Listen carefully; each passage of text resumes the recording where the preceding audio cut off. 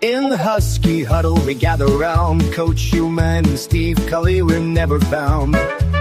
They talk about the team with such zeal, strategies and plays. They analyze it well. The stadium's full of cheers and shouts. UConn's got spirit, we'll never doubt. Coaches share their thoughts, it's quite the treat. In this lively huddle we always meet. Huskies, Huskies, we stand tall. With Coach Human and Steve Cully we call. Game plans and strategies, we break it down. In the Husky Huddle, our passion won.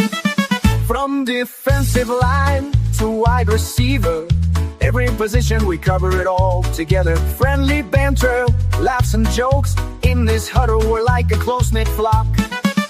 The gridirons, where we feel alive. With Coach Human and Steve Cully we thrive. In the Husky Huddle we're never alone. Together. All right, we're never alone in the Husky Huddle. Your camera's in a weird position, dude. Oh, I'm sorry, it fell off.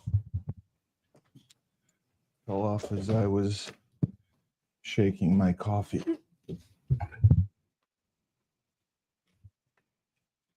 Sorry about that.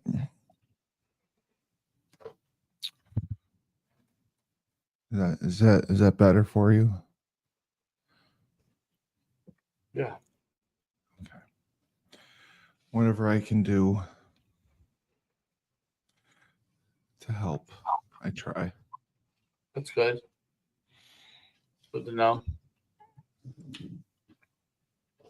So how was your weekend? It was good. Relaxing. Yes. UConn does have spirit, Chris D. We have tons of spirit. And that's what makes us so special is the spirit that we have and we bring to the table every week, talking about UConn Husky football because nobody else does. We're not important enough to talk about in the state of Connecticut, but we are with Coach Human and Steve Cully and the macchiato and the lyrics that he writes in the mariachi song. I love those lyrics. I love it. And a lot going on in Husky land. A lot of rumors going around. Oh, really? A lot. Yeah. Yep. A lot of talk about being part of the new Pac-12 actually coming to fruition, which I think would be a major mistake.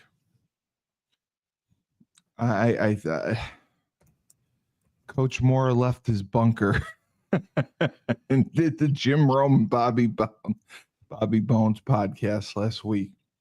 Yeah, Coach Moore, he's a funny one. I can't wait to get to see him. He's going to be doing an interview on a special project that I'm doing, and I can't wait to hear what he has to say. What special project is that? The documentary that they're doing on my life. Oh, they're going to interview Mora? Yeah. Really? Yep. You never even talked about Mora. I know. But it's more to talk about the history of the program and how he's turned it around and how who would play Steve Cully in the movie if James Gandolfini were alive, it would be him. Otherwise, it'd be like a fat Chris Farley. Well, Chris Farley was always fat. Chris Farley, just someone obnoxious and who doesn't have a filter and is annoying. I mean, that would be pretty much it. But I would say the entertainment value that can't be matched. It can't be matched. So that's what I bring to the table. But yeah, there's talks of the Big 12. There's talks of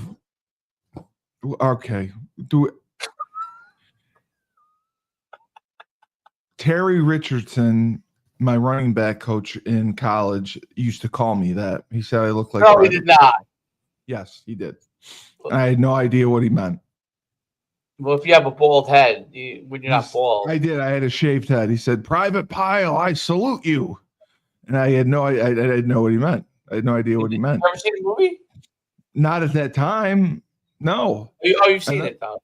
Not after once I saw it, I was like, "Holy shit. God damn." I think that's Vincent D'Onofrio. He's one of my favorites, and he's probably my cousin. Great actor. Yeah, I think he's my cousin. Is he really? My mother's maiden name is D'Onofrio. Is it really? Mm-hmm.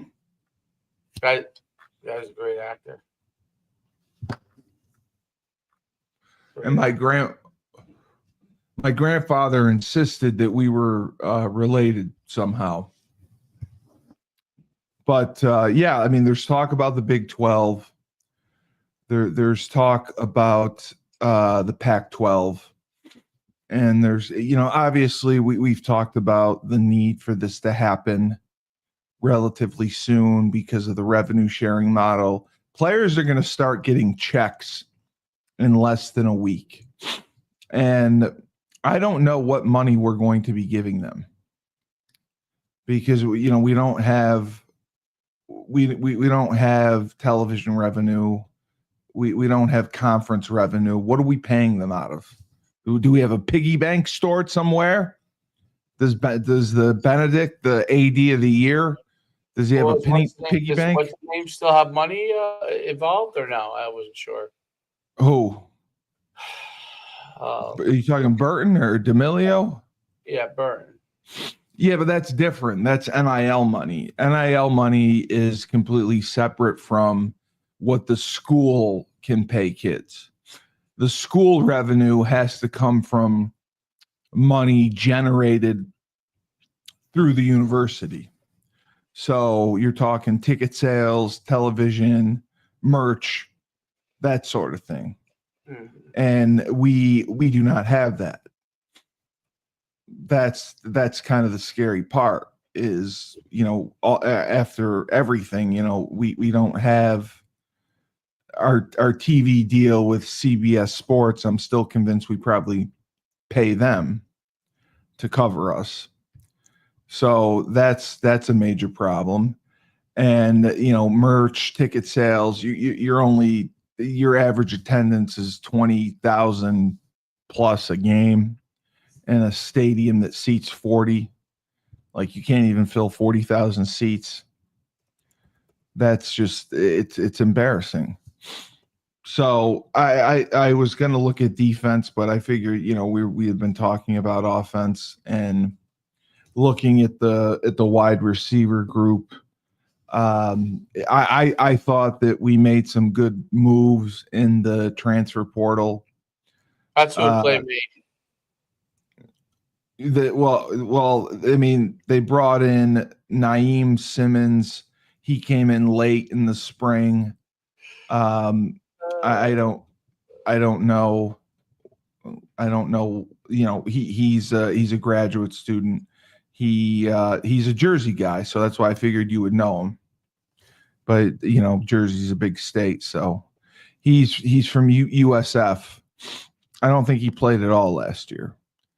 And who? University of South Florida, he played last year. But he's from Cherry Hill, New Jersey. So I figured you may have heard of him. So he's in. The guy that I liked that I think could be good is Romello Murphy. He came in the winter. He came in, he's a redshirt senior. He came in from Arizona. So he's someone I think that can be productive. And then obviously you have the best returner of them all, Skylar Bell. Skylar Bell had he was the best receiver on the team. He doing D to players today. What's that? I thought that's a player.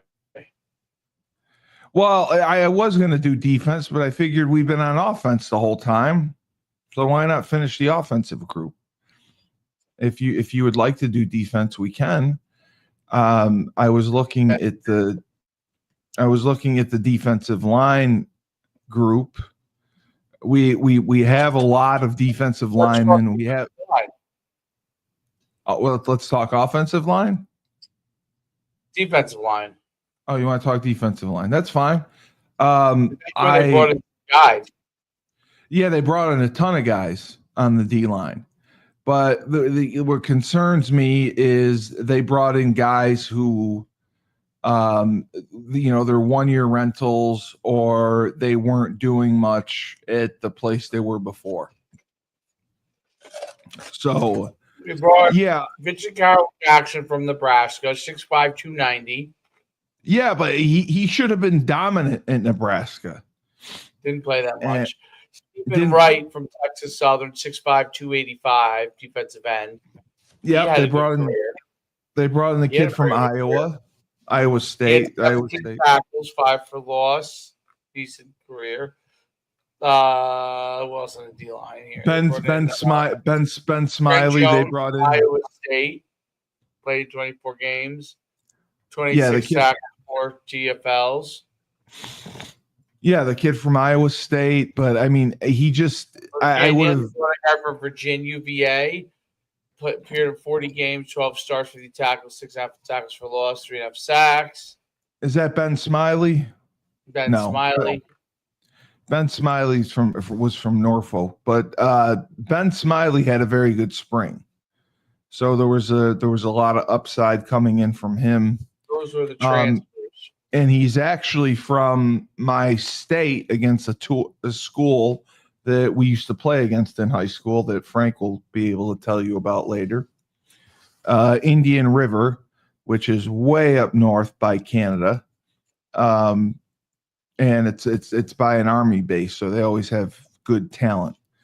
And for him to go to Virginia from way up there, that's amazing.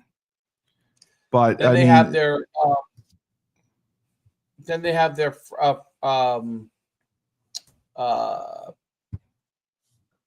freshman, the Kobe Brown from Valdosta, Georgia, 6'3", 250. Yes. And they also have, I think is that it? I think that might. I don't know. They have one guy. I don't know if he came in, he signed a letter of intent. Aubrey Melvin. He'll be in there in the summer from Maryland, Gwynn Park, Maryland, 6'2.5", 300. So they brought in a lot of big interior type guys. Well, you have to when you play the 3-5. Really you're playing with a nose and 2 D tackles. And your pressure has to come off. There's one. The pressure has to come off the edge from your outside linebackers and your skill players. And it allows you a lot of different blitz packages. So the D line is critical in that. The other player that I think should have an impact is Trent Jones. Trent Jones the second. I don't know if he is the son of Trent Jones the first, who I played with. But Trent Jones, he's from Minnesota. He is a big bastard. He is someone who could be critical to what they do up front. He's a redshirt senior. It's amazing, the previous schools. I mean, he's an Iowa State guy. I know we had some guys from Gardner Webb, but man. It's just scary seeing the lack of freshmen. The only guy I see is obviously Brown, the Valdosta guy you talked about, and Julius, who knows everyone. He had not known much about him, and that is again the topic of discussion that angers me. I was talking with Julius about it, and we don't have a rich tradition program to begin with, like some historic dominant program that has a litany of NFL players, all that. We don't have it, but we have resources in place of guys who can get you in contact with some talent. Like, Julius has exceptional talent on the offensive and defensive line. Julius, every single college camp they attended, a kid was offered a scholarship. And Julius also pointed out that being offered a scholarship verbally means nothing. You can take it like a sheet of paper and wipe your ass with it. It's meaningless. Right. It's not binding. It means nothing. It means, okay, we kind of like you. Yeah, well, fuck you. How about that?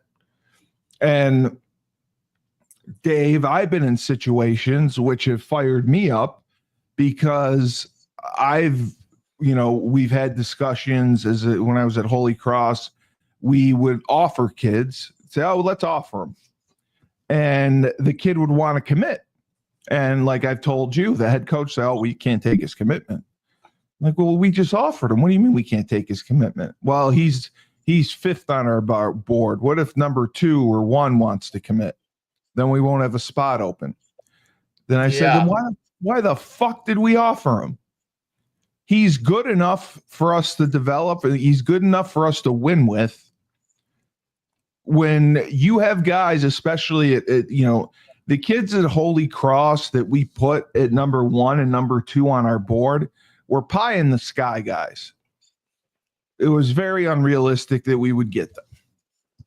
So if number 5 wants to come, I like my saying to him would be, I'll do cartwheels down College Street if he wants to come, if he commits. Because that would always be coach's question. What do we do if he commits? What do we do if he commits? Harlan Golden, I don't need your help in growing, promoting, live streaming channels to targeted audience. I don't need that. We have 1.4 million subscribers. We have over 195 million viewers last month. I don't need you. I don't need you to enhance my channel's visibility. You know what I need to do? You can take it up the ass. That's what I need you to do. What are you doing? I'm reading the comment. I'm sick of these fucks who come and say that I'm going to promote and grow your live streaming channel to targeted audience. Well, guess what? We don't need that. 1.4 million. Go look at some of the bigger names. See how many subscribers they have. It's not 1.4 million. Well, let's go back to what we were talking about. You don't want me to get upset about them? Yes, it's a waste of time. Okay. Well, I believe the children are our future. The loss of Price Yates hurts. Price Yates played well in the bowl game, and then he ended up going down to North Carolina with Belichick.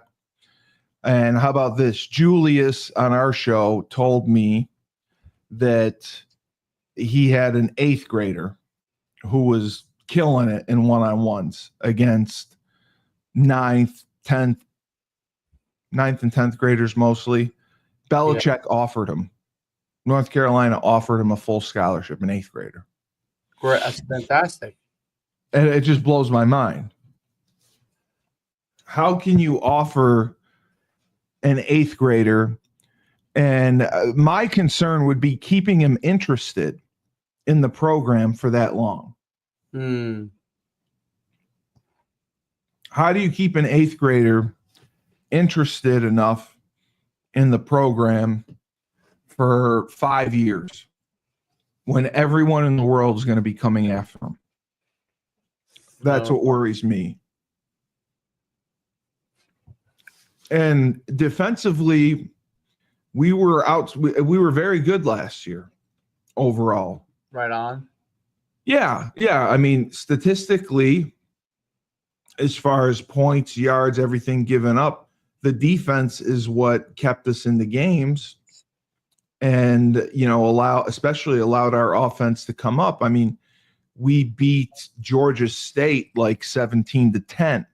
We came back on UAB when we were down, playing down there.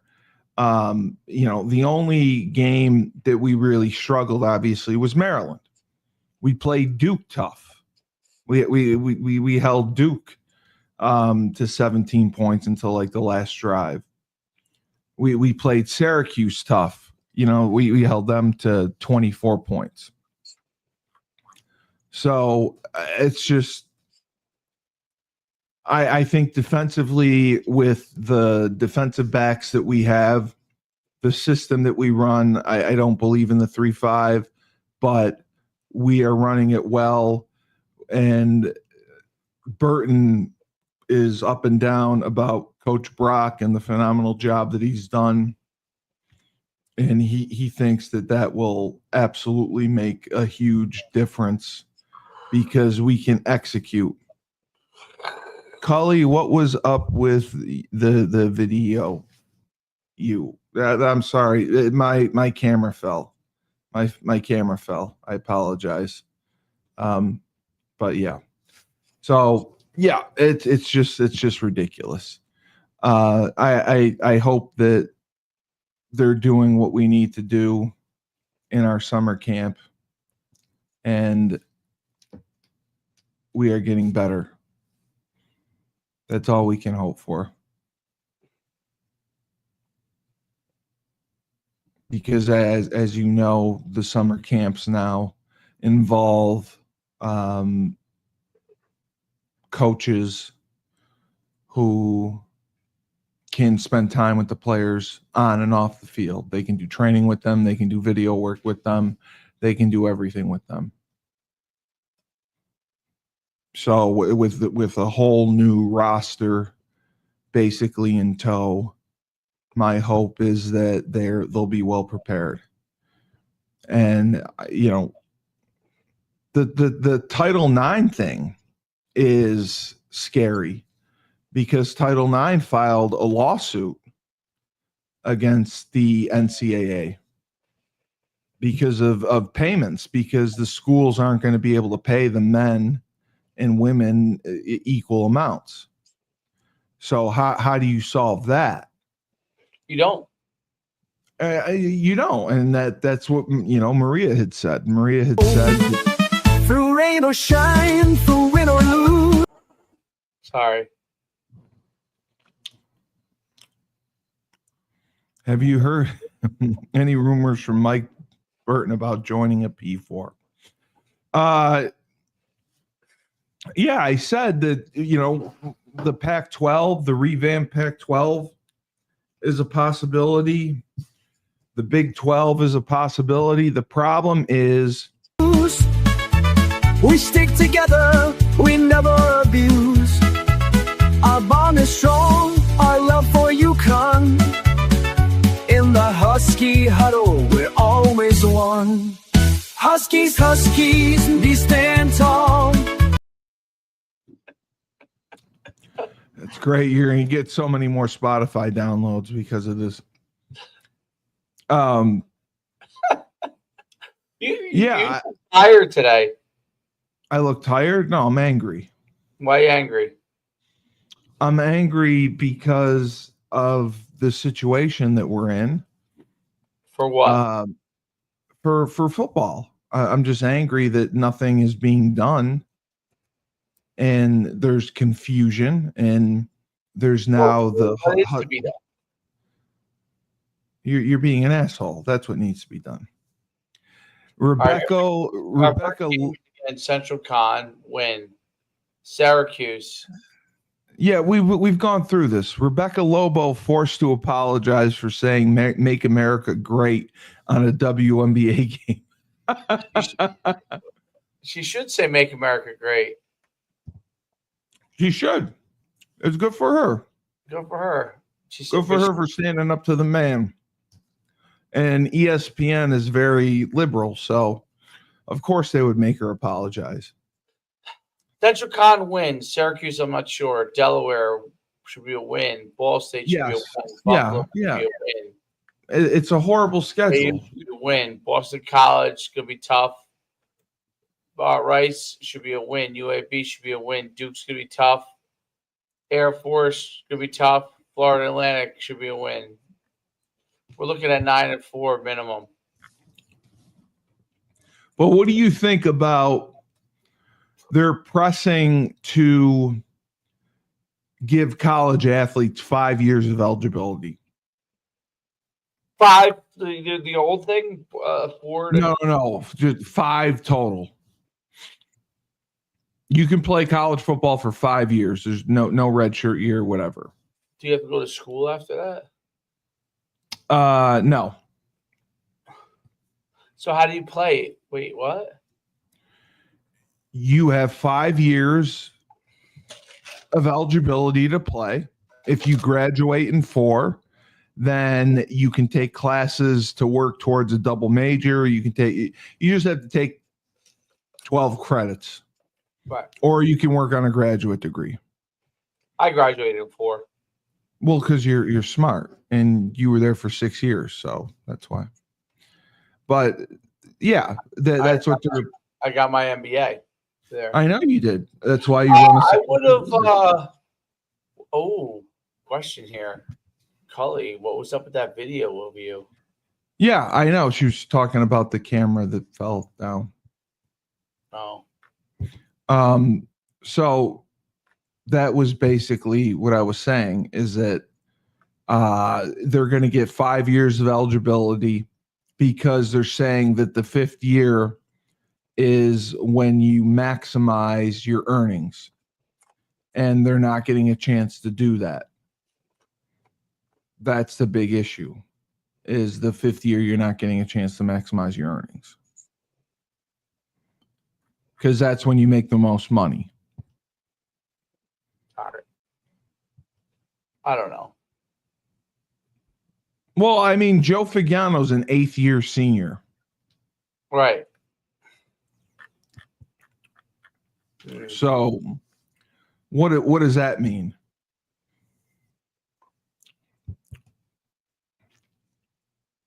That means he's been in college for 8 years.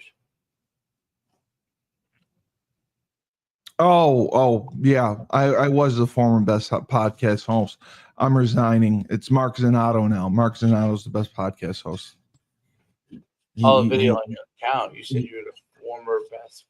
Yes. Mark Zanato's the best podcast host. When are you resigning? Resigning from what? I wasn't resigning. I was just saying that Mark Zanato's the best podcast host. Was this recently? Yeah. Why? What happened?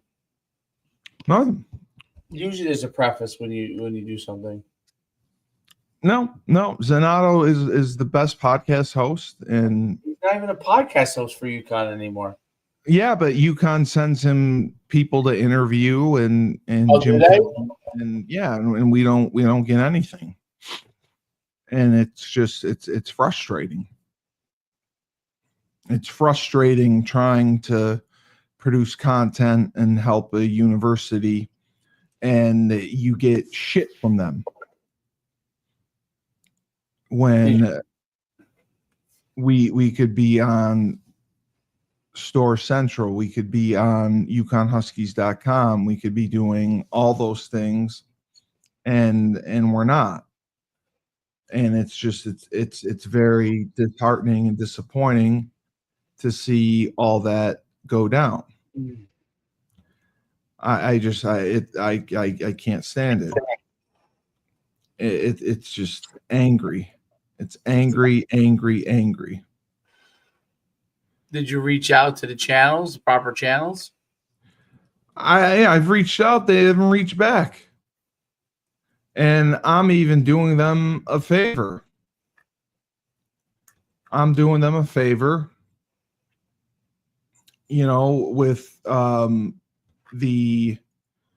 the project that we're working on, the documentary that's highlighting UConn. I'm giving them attention. I'm trying to get to feature them. Nice. And it's going nowhere. Yeah, Jared Thomas blacklisted me. Yes. Very true. So it's frustrating. I'm on a podcast.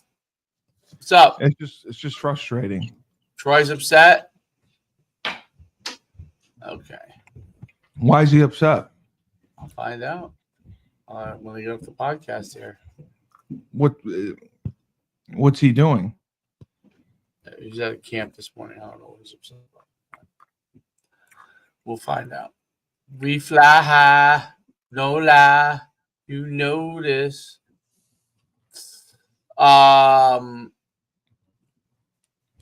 When's Joe D going to be on? Joe D will be on when I'm off. Joe D, I almost gave a heart attack to this year.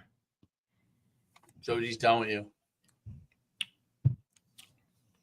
I irritated Joe D to no end.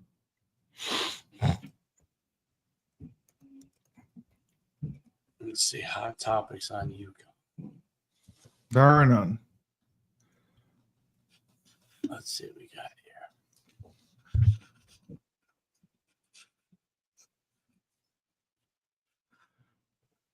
here. Not much. Not much news. Paige Beckers is doing great. Yeah, it doesn't matter. Why? She's on a horrible team. What? She's on a horrible team. The Dallas Wings are horrible. They're 1-11. Are they? They're horrible. Mm-hmm. Yeah, I didn't know. Yeah. Chris D in the comment section. What do you think? What do you think needs to happen? Mark Zanato puts out a great video how great the women's team is, so Paige teeny bopper fans can get him to 2,000 views. Sure he does.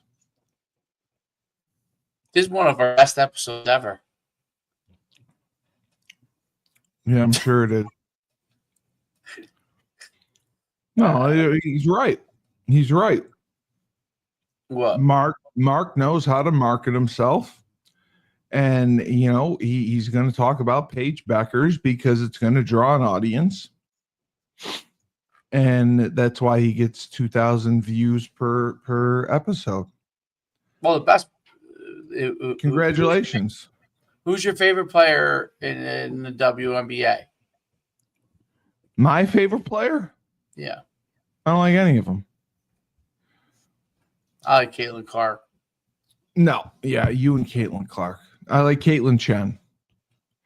Is she in the WNBA? Mm-hmm. Who's your favorite UConn WNBA player? Caitlin Chen. Caitlin Chen's your favorite UConn WNBA player? Mm-hmm. I think Stewie's the best player.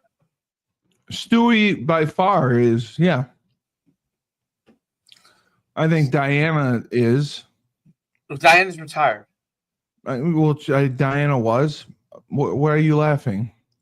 My son's coming down here with a mopey face. Why is he moping? Hold on.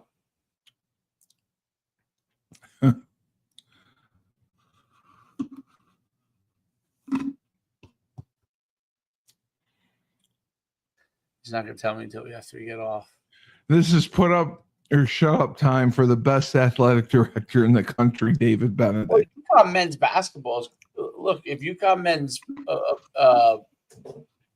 piece of Collier, she's good. Maria thinks Nafisa Collier is going to win the MVP. She's good. I didn't even know who she was. Yeah, I didn't either. Maria said that she'll win the MVP. She said that Asia Wilson could win it again. But, the WNBA only has 13 teams. When did UConn Collier play for UConn? I don't fucking know. She When I played with wasn't Brianna or something? Stewart? I don't remember. Stewart, I'm pretty sure Stewart was the only. It was the only time where. It was the only time where they won 2016 to 2019, Christie said. So, that was a stretch. Their last championship was 2016. So, okay, so it was Maya Moore that won all 4 years. Maya Moore's before that, though. Right, that's what I'm saying. I got them confused. Brianna Stewart did not win all 4 years. She won the 1 year in 2016. Where's Asia Wilson from? Is she from South Carolina? I don't know where she's from.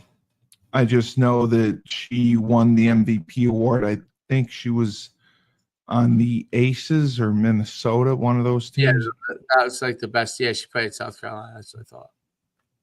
She's like, you don't remember Nafisa because old man Gino was too busy hyping Katie Lou Samuelson as the best player on those teams because she was a cute white girl. And Asia Wilson did go to South Carolina. Chris D, we're going to have to start paying him as our producer. I don't know who Katie Lou Sam was. I don't remember her. I remember the name. I've never heard that name either. Chris D is going to have to be our producer. Katie Lou. Chris D, we speak the truth too. But I try to speak the truth, but I misspeak. And I don't intentionally try to lie, but it just comes out that way. Katie Lou's she's on the Seattle Storm. Well, who pissed me off was that. Well, I fact check. I know you do, Christy. Who pissed me off was that Ella Denadon girl that ended up going to Delaware. She was committed to UConn, and she said she didn't love basketball. She took a year off, and then she goes and plays at Delaware. And that was very frustrating to see. And, there's a lot of Blumpkins going on. Blumpkins are flying everywhere. And it's frustrating. And that's, I feel like our program is a big Blumpkin. And Benedict needs to stop giving Blumpkins and get us into a contract, into a conference. Can we do that? Can we get into a conference, please?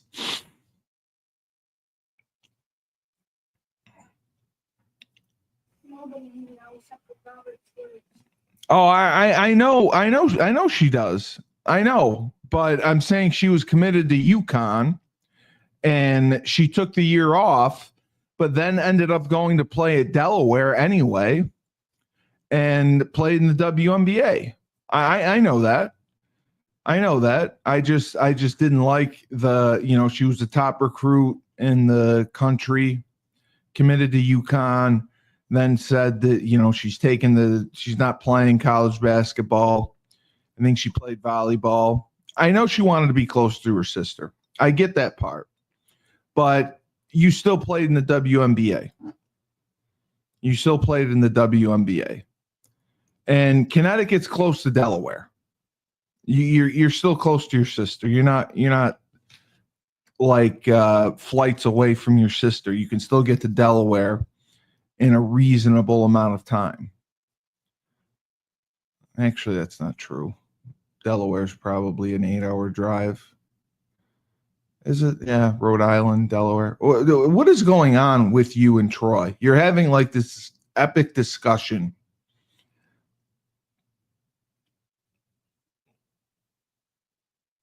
Is there confusion? Is there... Why can't Benedict can't get us into a Power Four because, Christy, the Big East lifers and fans do not want our basketball program to leave the Big East. Okay? And the other Power Four conferences do not feel our football program is good enough to carry us and be part of a Big 12, be part of a Pac-12, be part of an ACC. They say our football is deficient. They don't give a fuck about our basketball, and that's why they're not taking us. We could win 100 national championships. They're not going to take us because basketball does not rule the roost and generate enough revenue compared to football. Football's revenue is the SEC contract is worth billions of dollars. But Cal is good enough. Houston, UCF, they get more than 20,000 fans a game. They have TV contracts. Cal has a TV contract that pays them. Houston, UCF, TV contracts that pay them, that generate revenue. And all that revenue goes to the conference that they share. UConn would bring in no television contract that could be shared with a Big 12 or a Pac-12. We don't have that. Houston being in the Big 12, Cal is fighting. I can't remember if Cal is still fighting to stay in the Pac-12, but Cal is eventually played. They played in an empty stadium. Yes, but that's temporary. That is temporary. Cal is banking on the Pac-12 reuniting in a couple of years. They've already got invitations out. They've got Mountain West teams coming in. They're going to get their power conference back. None of these schools would draw fans if they went through what our school has gone through the last 20 years. I agree. They would not draw fans. But the bottom line is Cal is going to be in a quote-unquote Power 5 conference. The Pac-12 is going to get their power conference title back, which means they're going to have a commissioner. They're going to negotiate and get some billion-dollar television deal, and they're going to put asses in the seats. They're going to get talent. They're going to have NIL money. And yes, this past year was a shit show. They were down. So was Stanford. Stanford being in the ACC was a horrible move and a mess, and that's why Stanford wants to go back to the Pac-12. Well, literally at every regional. Yeah. Yes. Yeah, I agree. Every regional conference rival ripped away from us. 100%. BC stopped playing us because we sued them in court. Bottom line is we got to get in the conference, and the other thing is, it's going to be an arms race. The people that are going to go to the top financially are going to be the teams in the biggest conferences. Everybody else is going to fall apart, and they're going to fall down. Yeah, exactly. That's why Congress has to get involved and regulate it. They have to regulate. They already have gotten involved. They haven't. They haven't. What do you want them to regulate? I want them to regulate paying the players. I want them to regulate the $20 million cap they're putting on. They haven't. Congress hasn't made any of these rules. It's been all the NCAA. No, the $20 million cap came from the settlement. Right, from the NCAA versus House settlement. That's not Congress. That was a Supreme Court. Congress needs to introduce a bill that legislates college football and the payments to make it fair, because it's in violation of Title IX. There's no female athlete. Why you're rolling your eyes at me? There's no So you female. want equal payment for the female athletes? I think they should get something. They are going to get something, but don't you think it should be based off of what they're bringing in? It should be, yeah. It should be. But if you did that all together, Title IX wouldn't exist because women's sports don't draw. Well, that's the whole point. The point with the $20 million was to try to be able to divvy it up. I agree, but the breakdown is going to be football is going to get the majority of that. They're going to get something like 15 to 20% of that money. Men's basketball is going to get the next highest percentage. Women's basketball is going to get the next highest percentage. The rest is going to go to the Olympic sports and the non-revenue sports. All I'm saying is this is no longer college football. This is no longer college sports. This is no longer amateurism. This is a professional league. I mean, why even make them go to classes? What's the point of them going to fucking class? And you're going to see less players go to the NFL because they're going to have a nest egg from the millions of dollars that they make playing college football or college basketball. It's hurting the game all around. Do I agree that they should get paid? Yes. The NCAA has made billions of dollars off the backs of our student athletes for decades upon decades upon decades, and they've received nothing other than the illegal bags of cash that SMU may have paid them. They are Miami. No, they are, but they have to put a committee together of smart people to develop a way to pay players where it is more equitable. That's all I'm saying. I'm saying, like you said, and Frank said, if Harvard wanted to be the best football team in the world, they could be because of their endowment. Harvard could go out and pay every player on the roster $10 million and it wouldn't blink an eye.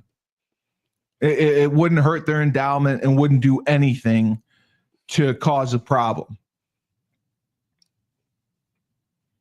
Well, you see Vanderbilt has opened up the coffers. They have a chance now because they're paying their quarterback a ton, and they supposedly have the most money in the SEC available to them.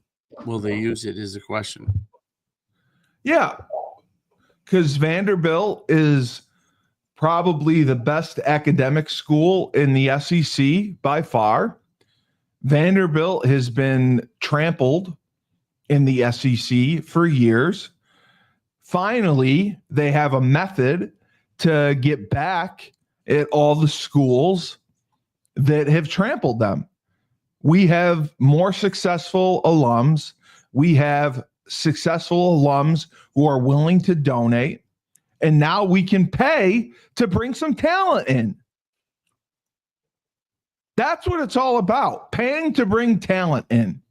These kids, they don't care about tradition. They don't care about coaching. They don't care about loyalty. You know what they care about? Just like everyone else in this world, they care about the almighty fucking dollar.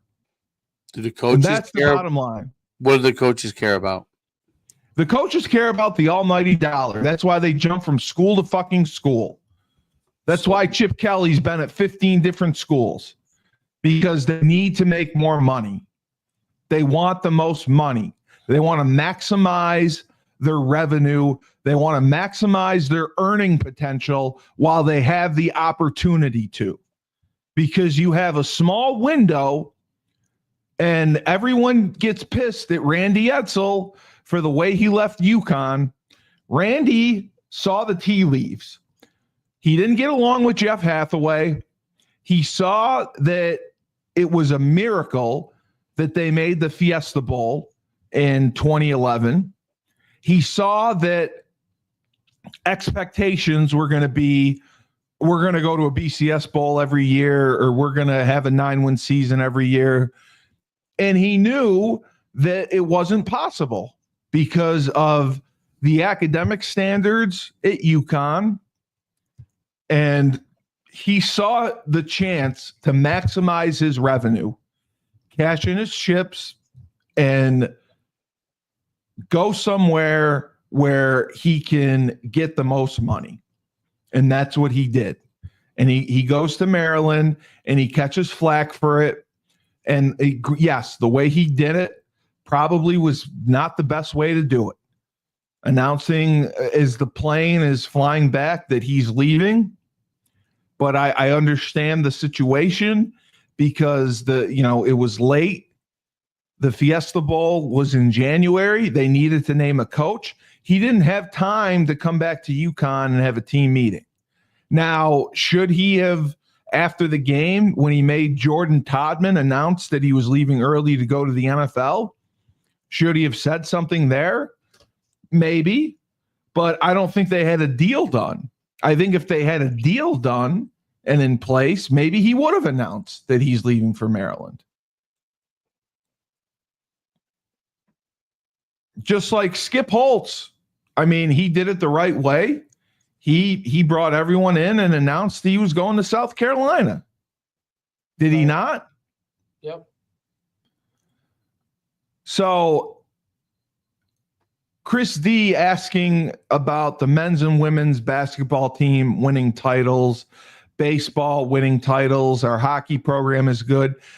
The bottom line is none of that matters unless football is productive, unless football has a television contract, unless football is like SMU and gets $100 million in donations. That would make them attractive to a conference. They're not attracted to a conference because financially they bring nothing to the table. Absolutely nothing.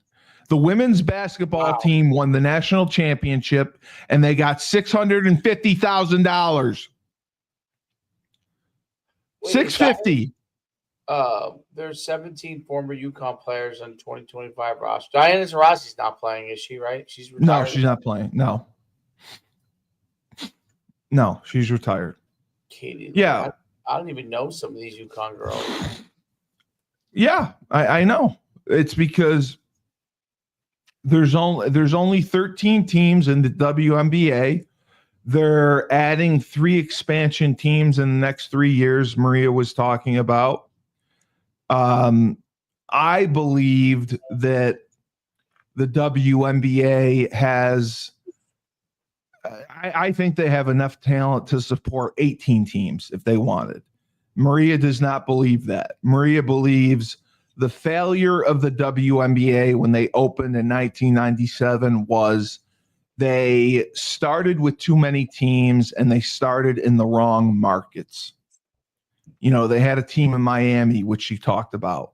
Said if you live in Miami, the last thing thing you're going to do in the summer is go watch a WNBA game. There's 10 million other things to do in Miami. So they have to be strategic about the markets. And, that's what Maria predicted, Oklahoma City winning the championship. It was a small market team that did it. And she was getting flack because Indiana fans were pissed that she said that. But I agree that something has to give. And we're not giving it. Store Central isn't providing enough insider information. We're not producing enough content. And I said to Phil, I said to Kevin, I said, you want us to do a show on every fall sport? You want us to do men's and women's soccer? Fine. You want us to do field hockey? Fine. We need content. That's the only way people are going to donate. That's going to bring traffic to the website. That's going to make people interested in our university. You go to UConnHuskies.com right now, you get shit. There's no news. There's nothing special. It's the same thing with Store Central. The only thing Store Central has is the boneyard, the boner yard, where people can go on and complain. So yeah. So I have said my piece. I have said my piece. Let's move on to the to our next show, which will be tonight. Yeah, we will. We will move on. We move on to my balls and Mark Zanato. No, I love Mark Zanato. Mark Zanato's a good guy. Mark Zanato, I give him all the credit in the world. He was able to reinvent himself, and he's drawing a big audience because he's smart. I mean, he knows covering Paige Beckers is going to bring eyes to his programming. And covering UConn football is not. We're not going to get thousands of viewers covering UConn football, but we're trying to build it up so people have interest, so people will go to the games. What is he now? Locked on women's basketball? No, Big East Energy. Oh, Big East Energy. Yeah. So, we got a lot to talk about on Moneyline. Maria may want to come on because she wants a piece of you. So we'll do Rebel Republic Moneyline or on Moneyline. We'll do Rebel Republic without Tyler. We'll give Tyler a week off. Frank got Mayor Senator Joe Griffo for next week, which is awesome. He's a New York State senator. He's going to come on. Looking at the traffic. So, what traffic? On June 23rd, we have on June 22nd, 3.95 million viewers. Big East Energy had 1,600 viewers. Yeah. I think if there's no one even on, there's no one even watching it. Well, he claims there is. I think that if the numbers. Well, he only does one show. I think he only does the one show. I think that the some of the content that I have that's good could be worth adding to increase. It'll still help increase viewership. That would be my only thing. The couple like Maria's show. Maria's show has very good viewership. The Trench Mob show's got huge viewership. That would be my only suggestion. But so I got a meeting with the dog food company. Hopefully we're gonna get that signed, and I'll talk with you. And a banner episode of fucking Husky Huddle with the mariachi music and getting me fired up. Just remember, Dave. Subbed, you're a legend, Coach Schumann. What about me, Totem Pole? Weirdo. I'm not a weirdo. I'm a legend too. I don't mind. Thanks, Totem Pole. I appreciate it, buddy. Remember, when life gives you lemons, don't make lemonade, Coach Schumann. Just Thanks, say yes bud. to greatness. Just say yes to greatness and throw 2 oranges back at life.